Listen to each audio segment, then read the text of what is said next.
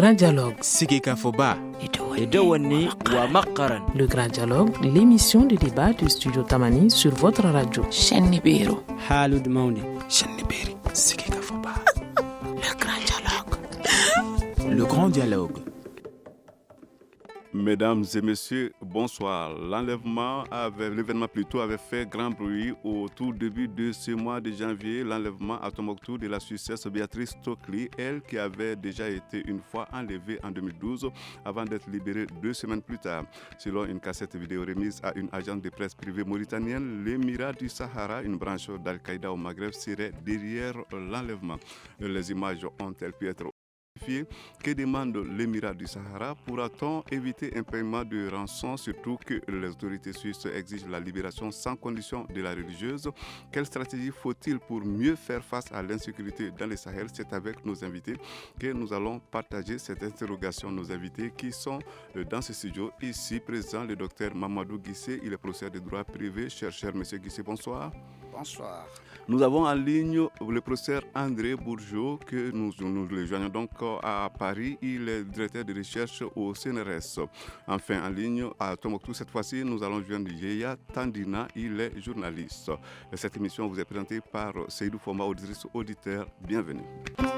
Studio Tamani. L'enlèvement de la Suissesse Béatrice Stokely dans la nuit du 7 au 8 janvier 2016 avait vite fait le tour des agents de presse et des rédactions.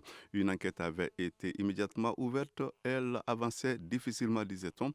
On savait très peu de ce qui s'était passé. En sait-on un peu plus de cet enlèvement? Aujourd'hui, je pose la question en premier lieu au docteur Mamadou Guissé, qui est donc professeur de droit privé, en droit privé, donc il est chercheur, il est ici dans ce studio. Merci, Monsieur Fomba. Vous savez, cet enlèvement... Allez-y, oui. Je pense que cet enlèvement n'est autre chose qu'une affaire déjà connue, même si elle n'avait fait l'objet d'une revendication que plus tard. Et vous savez que dans le Nord, en principe, un seul acteur est connu par rapport à tous ces enlèvements. Ce sont les narco-djihadistes, ce sont ces rebelles qui, en effet, se font passer pour des revendicateurs d'un certain ordre, mais en réalité qui sont les véritables auteurs du désordre dans notre pays. Donc je pense que la nouvelle qui fait le tour du monde aujourd'hui, celle qui consiste en la revendication par la branche armée, n'est une surprise pour personne. Alors, nous aurons l'occasion de revenir sur cette revendication. Nous allons à présent joindre le professeur André Bourgeot à Paris. Il est le directeur de recherche au CNRS. Alors, Monsieur Bourgeot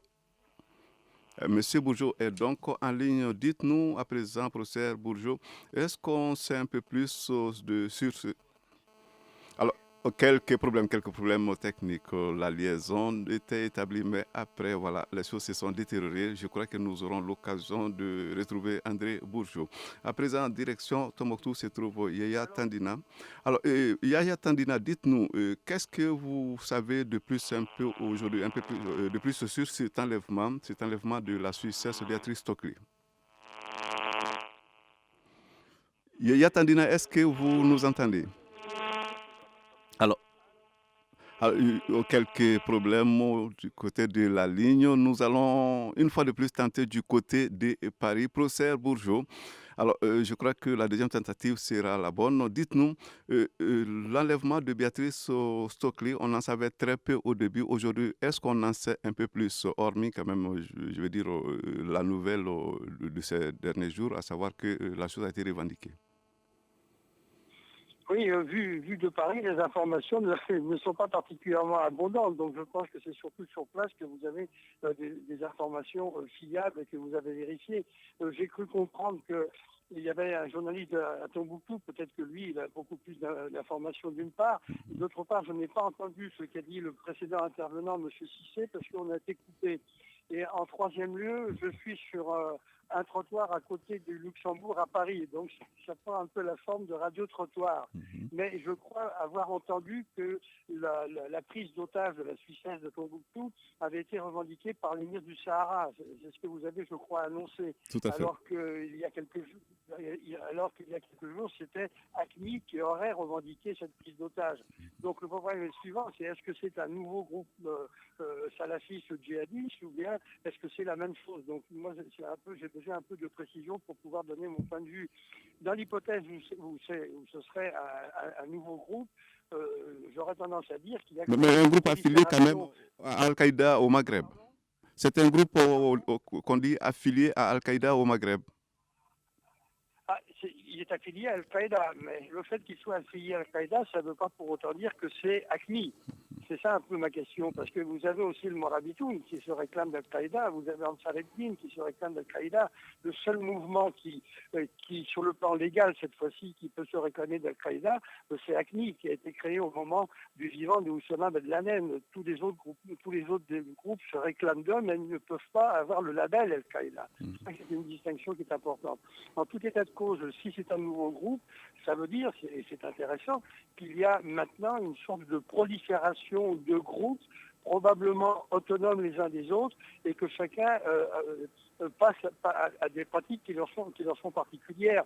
On a vu ce qui s'est passé avec l'attentat kamikaze aux terrasses à Bamako il y a plusieurs mois, plus récemment au Radisson Blu à Bamako, qui a été revendiqué par El Morabitoun de Mokhtar El Mokhtar. Si c'est là cette fois-ci, ça veut dire qu'il y a une localisation d'action, parce que Tombouctou était jusqu'à présent sous l'influence d'ACMI. Donc si ce groupe-là le revendique, ça va encore compliquer la situation, parce que plus il y a de groupes autonomes les uns des autres, plus ça complique la situation et plus les conditions de lutte contre les salafistes djihadistes sont difficiles. Nous avons en ligne Yaya Tandina, il est à Tombouctou, il suit donc ce qui se passe là-bas. C'est à Tombouctou, on rappelle que c'est là-bas que l'enlèvement a eu lieu. Alors Yaya Tandina, qu'est-ce que vous savez de cet enlèvement aujourd'hui avec du recul? Oui, donc M. Famba, et c'est vrai, depuis un certain temps quand même, on nous disait que les enquêtes continuent, mais en réalité, jusqu'à preuve du contraire, il n'y a eu aucune piste réelle, sauf avant-hier quand ACMI a revendiqué et que la bonne dame se trouve à leur niveau. Mais ce qu'il faudrait retenir, moi je fais une nuance entre l'enlèvement et aujourd'hui la reconnaissance d'ACMI, c'est que je sais pertinemment que ce n'est pas ACMI, mais peut-être c'est des groupes connectés à ces groupes djihadistes qui ont enlevé la Suissesse. Et ensuite, pour aller le remettre, c'était comme le premier scénario, c'était la même chose. L'enlèvement n'a jamais été revendiqué, mais c'est quand, et maintenant ils ont pris possession de la bonne dame, qu'ils ont commencé à se faire entendre pour dire que la dame est à leur niveau. Maintenant, par rapport à leurs conditions posées, moi je crois que c'est tout simplement pour baliser le terrain, faire savoir à l'opinion nationale et internationale que Béatrice est à leur niveau. Et donc, c'est une façon de parler. Mais jusque-là, les enquêtes n'ont rien donné. Et finalement, je ne vois pas ce qu'il faut faire. S'il faut identifier le groupe qui l'a enlevé, l'enquête peut continuer sur cette piste. Alors, nous retournons dans ce studio où se trouve le docteur Mamadou Guissé. Je rappelle qu'il est professeur en droit privé et chercheur. Alors, dites-nous, M. Guissé, le scénario qui semble se profiler, est-ce qu'il va ressembler à celui de 2012 ? Eh bien, vous savez que dans la logique actuelle de l'existence ou de la profilation, comme le dirait le professeur Bourgi, en réalité, les différents scénarios ne sont pas loin des uns des autres. En réalité, on crée un système, un scénario, on essaie de l'exécuter d'une certaine manière et on essaie de trouver les arguments nécessaires pour aboutir à un scénario tel que justement nous arrivons à influencer l'opinion publique, à faire en sorte que cette opinion suive la logique des narcotrafiquants, des djihadistes, et faire en sorte qu'effectivement l'issue soit telle que les conditions posées par ces narcotrafiquants ou ces rebelles ou ces différents groupes rebelles puissent aboutir effectivement à l'exécution et à la mise en application de leur volonté. Professeur André Bourgeot, nous parlons donc du scénario qui se profile. À quoi ressemble-t-il? Est-ce qu'il va rappeler celui de 2012 selon vous? Difficile à dire. Moi, ce que j'observe, c'est que si c'est un mouvement récent qui vient de se créer, c'est un peu la même attitude, le même comportement que le Mujao lorsqu'il a été créé et issu d'une scission à l'intérieur d'ACMI. C'est-à-dire que il veut faire parler de lui, et le meilleur moyen de faire parler de lui, c'est de procéder à une action d'éclat. Et cette action d'éclat serait effectivement la prise d'otage de la Suissesse à Tombouctou. Ça veut dire que la presse nationale et puis la presse internationale va en parler. Reste que le problème suivant, c'est que ce qui a été mentionné par le journaliste de Tombouctou, si j'ai bien compris et entendu ce qu'il a dit, jusqu'à ce moment, on n'a pas d'éléments concrets qui permettent de dire que c'est le groupe de l'émir du Sahara. Parce que dans des circonstances comme ça, il y a une telle confusion que n'importe qui, en définitive, peut se réclamer de quelque chose qui existe ou qui n'existe pas. C'est une des raisons pour lesquelles ils jouent très fort, parce que les gouvernants, les services spécialisés ne nous donnent pas d'informations bien précises qui nous permettraient d'élaborer des analyses. C'est ça un peu la difficulté. Et puis autre difficulté, c'est qu'on sent bien qu'il y a une confusion généralisée dans un contexte où les autorités politiques maliennes sont très silencieuses. C'est la même chose aussi à travers les deux composantes du pacte d'honneur signé entre la plateforme et la coordination. Donc, vous voyez, on n'y comprend plus grand-chose. Professeur Bourgeois, ce silence, selon vous, qu'est-ce qu'il peut traduire? Pardon, est-ce que vous pouvez répéter? Vous avez parlé du silence des autorités maliennes. Ce silence, selon vous, qu'est-ce que ça peut traduire? Qu'est-ce que ça peut vouloir dire? Moi, ça, j'en sais rien. C'est quelque chose que je constate. Moi, je suis un observateur. Hein. En tant qu'observateur, c'est un constat que les autorités politiques maliennes sont assez silencieuses sur la situation politique générale sur l'ensemble du pays. Et ça, c'est quand même un peu inquiétant. Là, on parle de la prise d'otage de Tombouctou, mais on peut parler aussi de l'attitude de la coordination du mouvement de Gazawad qui a détruit des édifices publics à Kidal. À ma connaissance, mais je ne suis pas sur place, je n'ai pas entendu de communiqué du gouvernement, je n'ai pas entendu non plus de prise de position de la plateforme, puisque la plateforme est en alliance avec la coordination des mouvements de Gazawad. La plateforme, à ma connaissance, mais je peux me tromper, n'a pas condamné ce type de pratique. Donc on a l'impression que, en définitive, Kidal fait un peu ce qu'elle veut, et ça a des conséquences sur les conditions d'application des accords d'Alger. Alors, est-ce que le processus qui se met en place, c'est une hypothèse que j'avais émise il y a quelques jours sur vos ondes, est-ce que ce n'est pas porteur de quelque chose qui irait dans le sens d'un statut particulier en ce qui concerne Kidal, d'autant qu'il y a certains mouvements et certaines personnalités qui envisagent le dialogue, voire de négocier avec Iyad Agrali. Iyad Agrali, quand même, c'est pas n'importe qui, c'est quelqu'un de la région de Kidal, qui a une influence sur la barre des Iforas. Donc, vous voyez, si on combine tous les éléments que je viens de donner, la matière à inquiétude. Alors, je crois que le docteur Mamadou Guissé a envie de réagir. Non, en fait, je voudrais simplement dire que, d'abord, le silence des autorités s'explique aisément. Nous sommes face à une situation dans laquelle la toute-puissance de l'État devient complètement impuissante. Ensuite, nous ne détenons pas les différentes coordonnées relatives à cette affaire.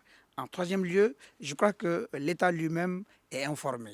Donc, l'État ne détient pas l'information, l'État ne va pas à l'information, l'État ne crée pas les conditions nécessaires pour que ses services soient sur place et puissent requérir les informations nécessaires, mais l'État devient à peu près une personnalité informée en second lieu. Ça, c'est le premier point. Le second point, vous savez, je pense que l'issue de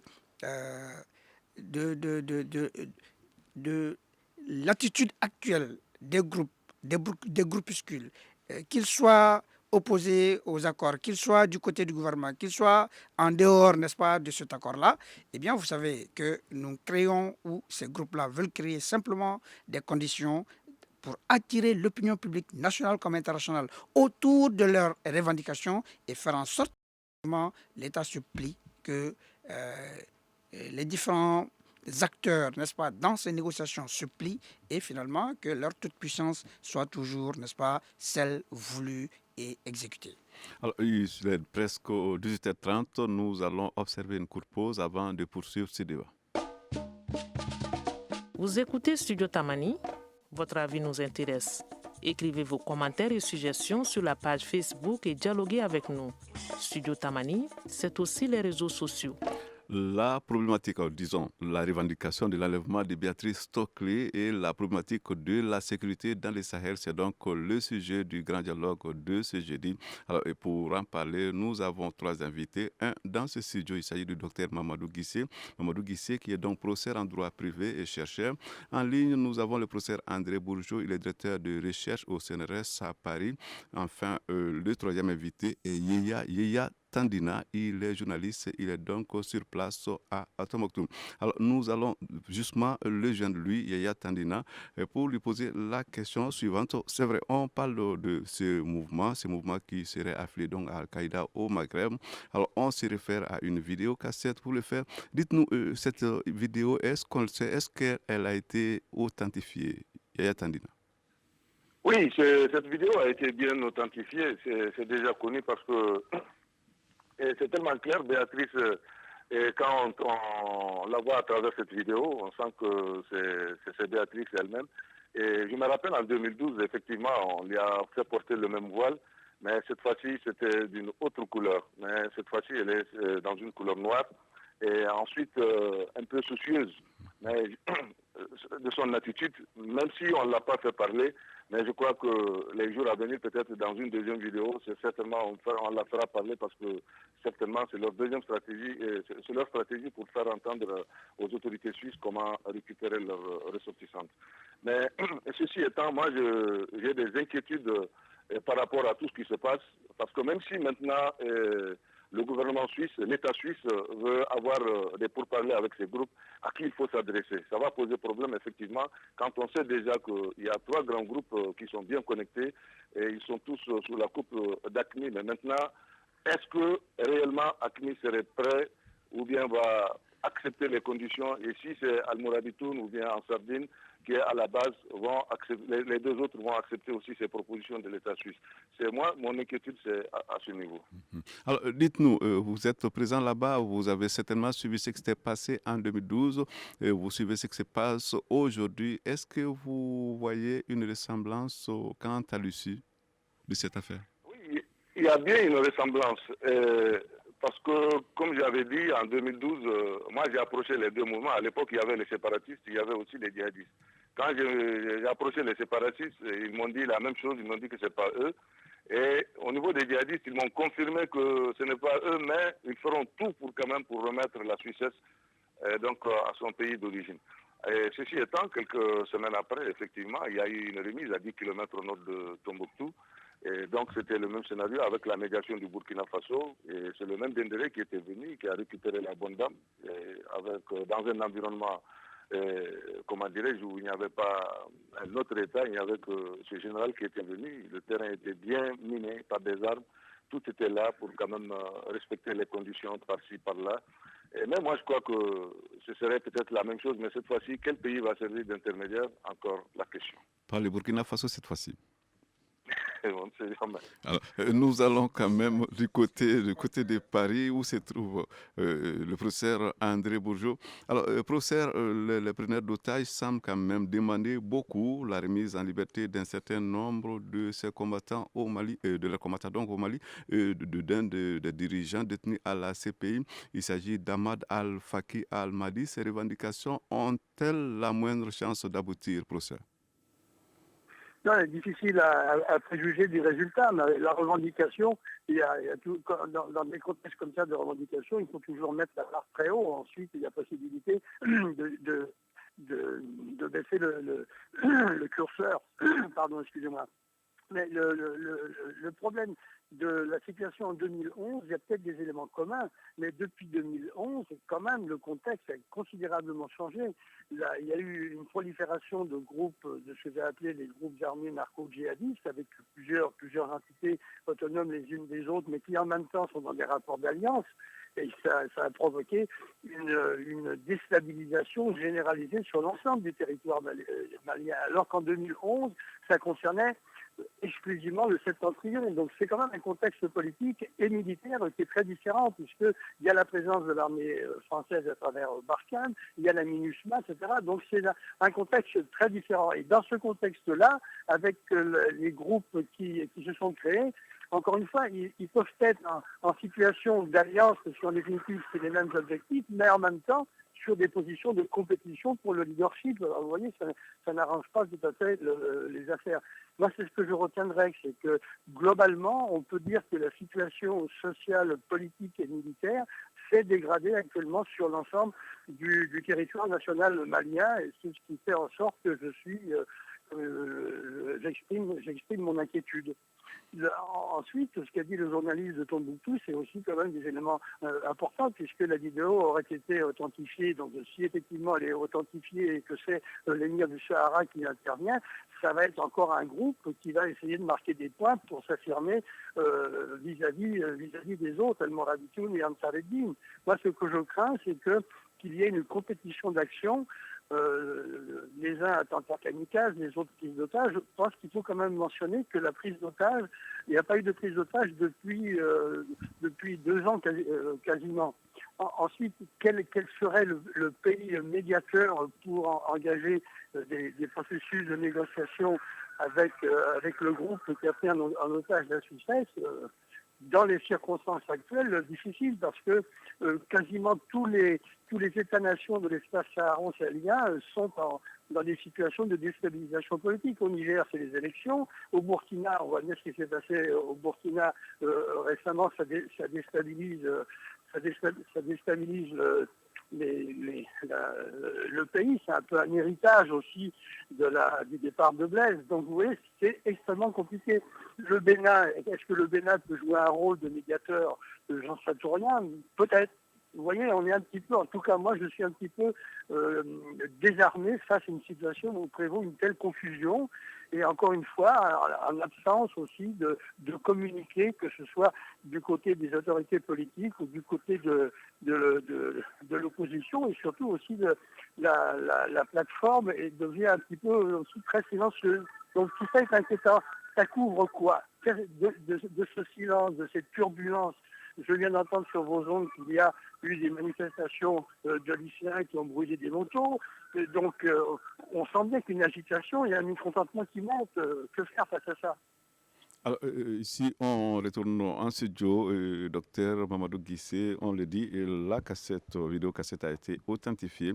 Donc, l'émir du Sahara est bien l'auteur de l'enlèvement, l'émir du Sahara qui demande quand même beaucoup de choses. Hein. Je pense qu'en réalité, il faut toujours un fondement, une base pour des négociations. Il est possible justement que par des truchements bien déterminés, qu'on puisse aboutir à diviser la poire en deux, qu'on puisse accéder à certaines demandes et rejeter d'autres, et que chacun, d'une part et d'autre, qu'on puisse faire effectivement des concessions. Cela est bien possible. Mais par rapport justement à... Je crois qu'il est très difficile de pouvoir aujourd'hui accéder à la demande en ce qui concerne véritablement la libération de leurs prisonniers qui se trouvent déjà au niveau de la CPI. Ça, je pense que la barre a été placée très haut, mais on ne sait jamais, parce que nous sommes dans un contexte où il y a des potentialités pour que des négociations puissent être entamées, même si il faudrait justement influencer la position des uns et des autres pour pouvoir aboutir à un consensus qui pourrait nous ramener vers une stabilisation, n'est-ce pas, de la zone. Par ailleurs, si un pays est difficile à sortir du lot aujourd'hui pour être désigné comme étant véritablement un partenaire fiable dans le cadre, n'est-ce pas, des négociations, il est possible également qu'une personnalité de bonne volonté, une personnalité véritablement influente, comme ça a été toujours le cas, puisse être véritablement dénichée par les uns et les autres et pouvoir servir effectivement de négociateur, en tout cas d'intermédiaire entre, n'est-ce pas, ces ravisseurs et la partie malienne ou tous les autres acteurs qui pourraient intervenir. Alors, Yaya Tandina, vous êtes journaliste à Tombouctou. Dites-nous, comment est-ce que vous comprenez ce que demande ce groupe, l'émir du Sahara? Oui, moi, la revendication ne m'étonne pas parce que généralement, ils demandent très haut pour avoir au moins le minimum. Mais ce qui est sûr, pour le cas d'Abou Tarab, il faut qu'on se dise la vérité. Abou Tarab a été arrêté par l'Interpol et qui, par la demande du Mali et puis le Niger, l'ont transféré à la CPI. Donc ça, c'est un cas où je crois que c'est impossible. Mais par rapport il y a des djihadistes qui sont bien retenus quand même au Mali à présent, en l'occurrence le commissaire de la police islamique de Gao, Ali Mohamed Touré et ses camarades. Et là, c'est possible qu'il peut y avoir des négociations à ce niveau. Mais je pense que tout ça là, c'est pas vraiment la revendication principale de ces groupes. Je crois qu'il faut aller chercher des moyens financiers.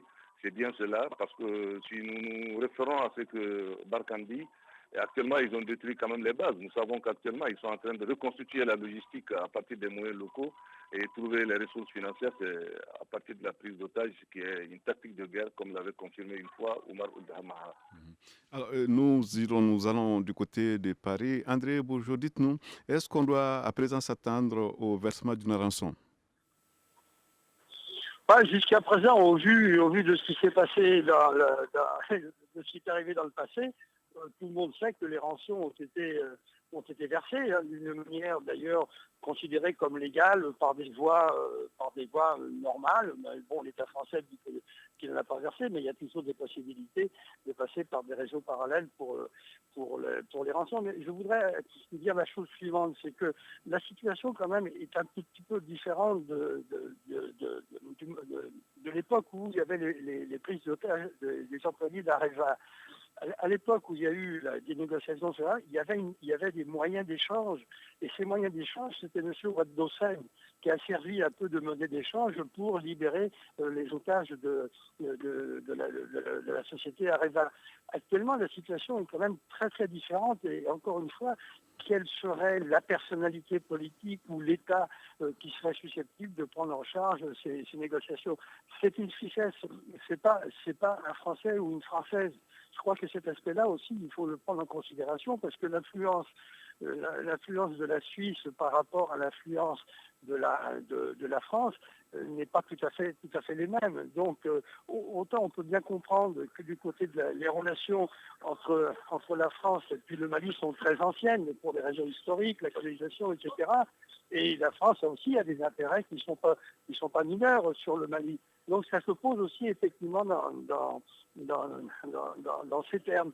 Maintenant, reste à savoir quelles sont les intentions et les possibilités du côté de la Suisse pour intervenir ou proposer des intermédiaires. Il y a 2 ou 3 ans, on avait identifié les gens qui pouvaient intervenir, notamment le conseiller politique privé de Blaise Compaoré. Et on a vu aussi au Niger que M. Akotey avait servi d'intermédiaire pour la libération des otages. Là, la situation n'est pas du tout la même. C'est pour ça qu'elle est, de mon point de vue, plus compliquée, plus difficile à mettre en œuvre. Mamadou Guissé, une rançon, il faut s'y attendre? Vous savez qu'il n'a jamais été officiellement déclaré qu'une rançon a été payée dans quelques pays que ce soit, ni pour quelques otages que ce soit. Mais vous savez, pour rebondir par rapport à la déclaration du professeur, je voudrais simplement dire que même si le Mali ne constitue pas une véritable zone d'influence pour la Suisse, il n'est pas exclu justement que par des truchements, n'est-ce pas, d'influence, d'affinité, que la Suisse puisse passer par la France elle-même pour pouvoir trouver un terreau favorable pour parvenir à la libération de son otage. Je dis, il n'est jamais facile de dire que quelqu'un peut émerger, que quelques pays puissent émerger, mais il n'est pas également complètement exclu qu'une personnalité puisse véritablement se dégager dans tous les cas. Donc je ne perds pas du tout espoir et je suis convaincu que des intervenants de quelque nature qu'ils soient pourraient surgir ça et là parce que les réseaux pourraient être activés et on pourrait trouver cette personnalité. Studio Tamani, 18h45 presque, la suite de ce débat dans un instant. Une réaction, Un avis, Un commentaire? réagissez sur la page Facebook de Studio Tamani et restez connectés avec nous. Studio Tamani sur les réseaux sociaux pour vous faire entendre. Je rappelle que le sujet de votre émission, le grand dialogue de ce jeudi, c'est la revendication de l'enlèvement de Béatrice Tokli, la Suissesse, et la problématique de la sécurité dans le Sahel.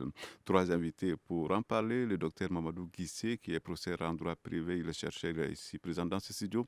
En ligne, nous avons le professeur André Bourgeot, directeur de recherche au CNRS à Paris. Donc, nous avons Yaya Tandina, qui est donc journaliste à Tombouctou, lui aussi prend part à cette émission.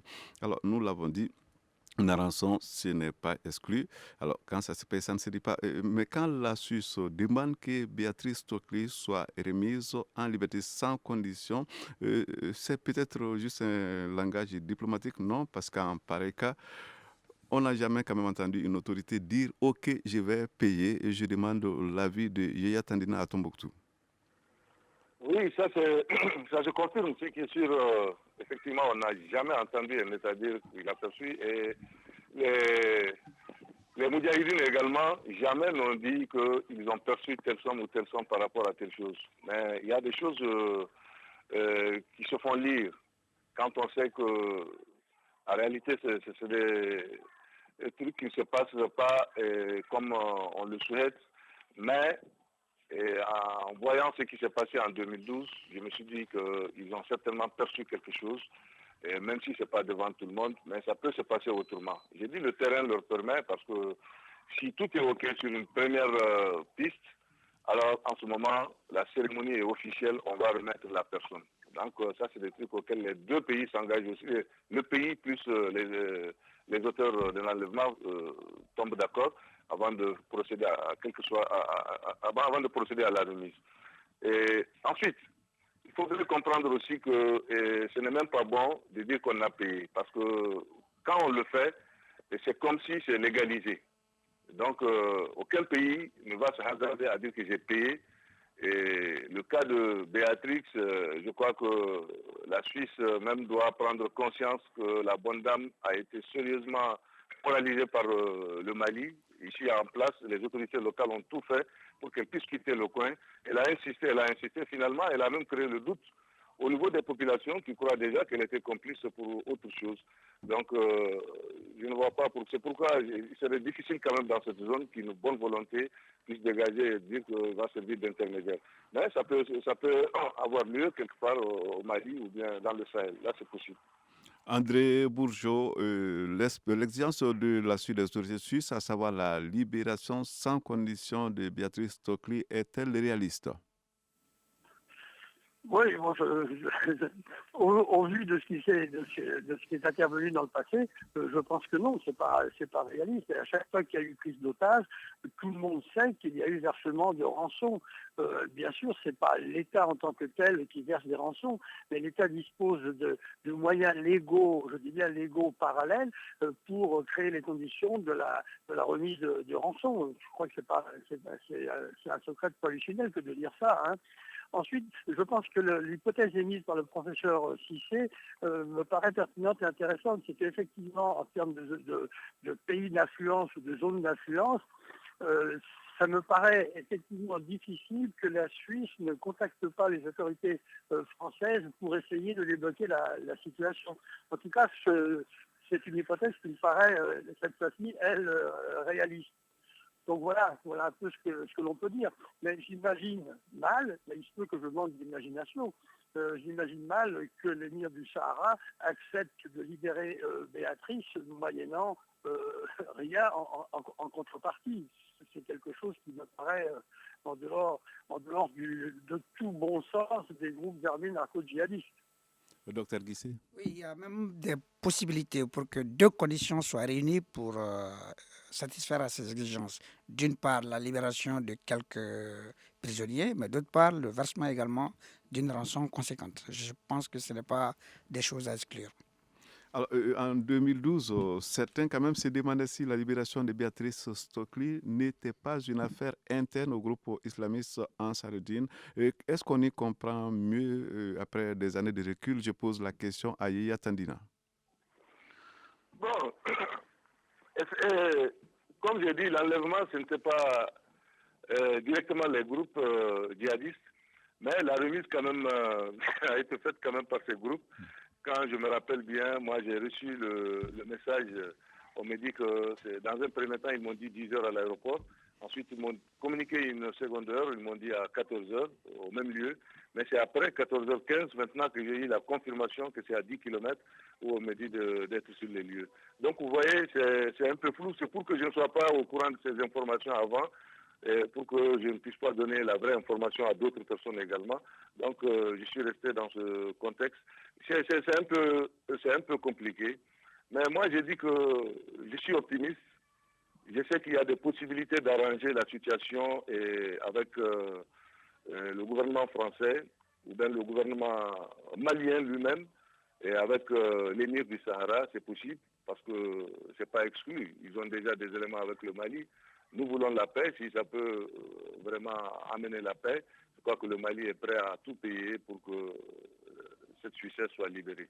Et moi, je crois que c'est une possibilité. Je suis vraiment optimiste.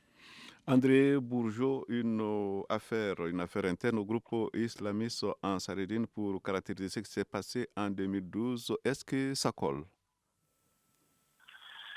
Ouais, difficile à dire, mais parce qu'il faut des moyens concrets, des informations concrètes vérifiables pour pouvoir répondre à votre question. Mais il y a aussi quand même une autre hypothèse qui me paraîtrait quand même importante à envisager, c'est quelle peut être l'attitude du Haut Conseil islamique du Mali pour essayer de débloquer cette situation, c'est-à-dire agir au nom cette fois-ci de l'islam sur les groupes salafistes djihadistes qui apparemment n'ont pas de point commun ni avec la tendance wahhabite ni avec la tendance sunnite malékite. Donc est-ce que dans ces circonstances-là, il ne faudrait pas non plus, peut-être, j'en sais rien, utiliser la dimension religieuse pour débloquer un peu la situation? Ce n'est pas quelque chose qui peut être isolé, ça peut se faire en coopération avec d'autres types d'actions, mais il appartient aussi au Conseil islamique de prendre position là-dessus d'une part, et d'autre part aussi l'OCI, l'organisation commune de la conférence islamique, est souvent très, très muette, très silencieuse. Donc est-ce que ce ne serait pas le moment de la solliciter pour lui demander une intervention pour faire quelque chose? Ça, c'est la dimension religieuse. Mais les prises d'otages se réclament justement d'un islam salafiste djihadiste du XIIIe siècle. Donc, c'est peut-être quelque chose à jouer. Je ne sais pas, je vous parle comme ça un peu spontanément sur le trottoir à Paris. Pourquoi pas? Docteur Mamadou Guissé. Je pense qu'en réalité, la dimension de l'islam est très réduite dans ce genre d'activité en réalité. S'ils étaient des bons musulmans, s'ils étaient véritablement des gens affiliés à un quelconque courant de l'islam, les attitudes pareilles n'auraient pas dû voir le jour. Ça, c'est à exclure en principe. Mais il n'est pas exclu, comme je le disais, simplement qu'il n'est pas exclu qu'une bonne volonté se dégage, qu'on puisse trouver une personne ressource. Ceci, que ce soit au niveau de l'OCI, que ce soit au niveau du Conseil islamique malien, que ce soit une personnalité indépendante, influente, je ne pense pas que nous puissions manquer de ressources humaines, de ressources sociales pour trouver quelqu'un qui pourrait justement venir intervenir dans ce truc-là. Mais par rapport justement au scénario, s'il s'agit effectivement d'un problème interne entre ces différents mouvements, je dis, il faut simplement se dire que dans cette logique, plusieurs tendances ont un objectif commun. Il n'est pas exclu qu'on ne puisse jamais découvrir la véritable vérité, mais qu'on puisse toujours trouver un moyen d'influencer la position des uns et des autres à travers les groupes qui nous sont plus ou moins proches. Voilà. Yaya Tandina à Tombouctou, dites-nous, cet enlèvement, il pose une fois de plus le problème d'insécurité dans le Sahel d'une façon générale. Que faire à présent devant une telle menace? Qu'est-ce qu'il faut créer comme stratégie? Je ne sais pas. Bon, nous savons que depuis un certain temps, Iyad Agagali a défié les autorités maliennes par rapport à cette situation sécuritaire. Et il a dit qu'il mettra tout en cause pour que les accords ne puissent pas aboutir. Ça, c'est un. Et Tombouctou vit aujourd'hui, tous les jours, des cas d'actes terroristes, d'enlèvement, de braquage. Même ce matin, vers 7h30, alors l'armée a été victime également, encore une énième fois, parce qu'un militaire a été tué, un autre blessé, un véhicule emporté. Et avant-hier, c'était la même chose sur la route de Gundam. Donc, les populations de Tombouctou vivent de cette insécurité. Moi, je crois que la stratégie, c'est tout ça, c'est que les groupes armés, il s'agit de la CMA, il s'agit de la plateforme, les FAMA et les populations s'y mettent ensemble pour servir de couverture. Je crois que c'est la seule façon pour pouvoir sécuriser. Mais actuellement, le grand déficit, c'est au niveau des populations qui refusent en réalité de donner l'information aux forces de sécurité, ce qui pose problème. Et si vous référez tout récemment sur l'attaque de Zinzin, alors c'est des individus qui étaient venus depuis 7 heures pour tendre leur embuscade. Alors les populations pouvaient quand même donner l'information, cela n'a pas été fait. Et ensuite, pour ce matin à Tombouctou, c'est au niveau des tentes qui ont été confectionnées uniquement pour accueillir des réfugiés. C'est au niveau de ces tentes que des individus sont venus passer la nuit et tendre aussi leur embuscade ce matin à l'armée. Donc vous voyez, le manque de communication des populations pose problème au niveau des forces de sécurité et c'est ce qui risque de donner une ampleur quand même à cette insécurité au niveau du Sahel. Réaction André Bourgeot à Paris. Oui, allô André Bourgeot. Oui. Alors, nous disons ici, la menace, elle est toujours là, présente, elle se renforce, on pourrait même dire. Alors, qu'est-ce qu'il faut faire maintenant? Qu'est-ce qu'il faut trouver comme stratégie pour faire face? La stratégie sécuritaire exclusive a fait la démonstration qu'elle était largement insuffisante. Donc il faut bien sûr s'appuyer dessus, mais ce n'est pas réductible à cette dimension sécuritaire, quelle que soit ses formes. Moi j'ai toujours dit qu'il fallait s'appuyer sur les populations locales. C'est aux populations locales à s'organiser. Vous avez eu autrefois, il y a quelques années, l'exemple à Gao avec les groupes de jeunes qui se sont constitués, Nous, Pas Bouger, Patriotes, les troisièmes groupes dont j'ai oublié le nom, qui ont eu une action quand même intéressante et positive à Gao. Donc si les populations locales des grandes villes ne s'organisent pas pour lutter contre ce type de pratiques, effectivement, je ne vois pas comment ils peuvent faire. Chacun doit avoir son autonomie. Les populations, le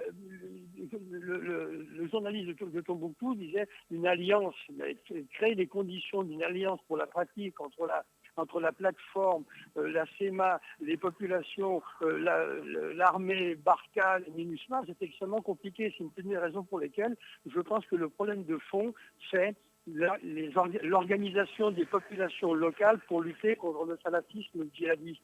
Et pour ce faire, il y a aussi un embryon de mouvement de la société civile.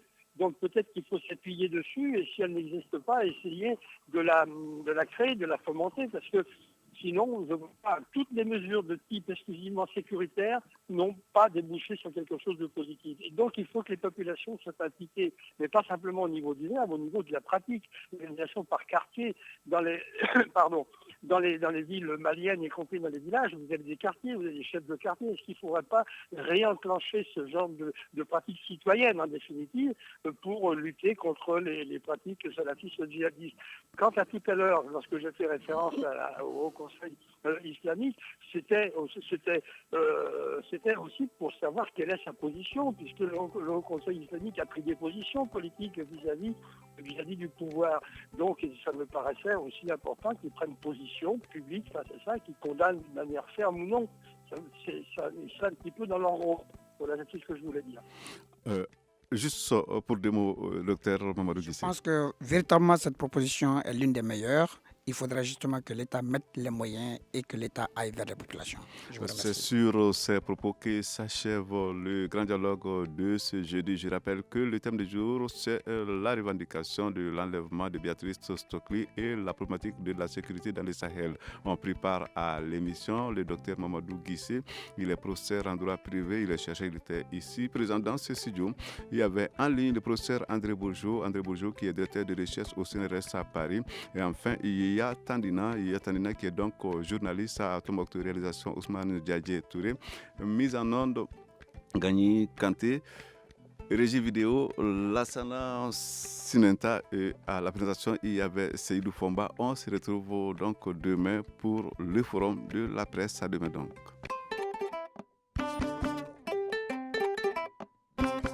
Le grand dialogue. Sigika Foba.